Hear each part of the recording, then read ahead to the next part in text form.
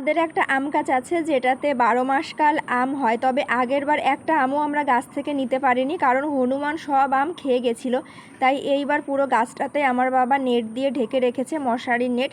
তাই দেখছি যে গাছে বেশ কয়েকটা আম রয়েছে। আর চারিদিকে এত হনুমানের উপদ্রব, সত্যি কথা বলতে গাছে পেয়ারা, আম, কাঁঠাল যাই থাকুক না কেন একটু চোখে চোখে রাখতে হয়, নইলে কিছুই আর পাওয়া যায় না। আর এই আম গাছটা যেহেতু আমাদের বাড়ির থেকে অনেকটা দূরে, সেই জন্য এই নেট দিয়ে ঢেকে রাখা হয়েছে যাতে এইবার কয়েকটা আম আমরা নিতে পারি।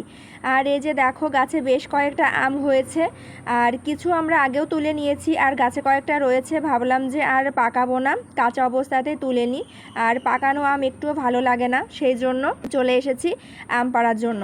আর এইখানে একটা পেয়ারা গাছ দেখতে পাচ্ছ, প্রচুর পেয়ারা হয়েছে, কিছু পেকেও গেছে, তবে সময়ের অভাবে আমরা আর পেয়ারাটা পাড়তে পারিনি।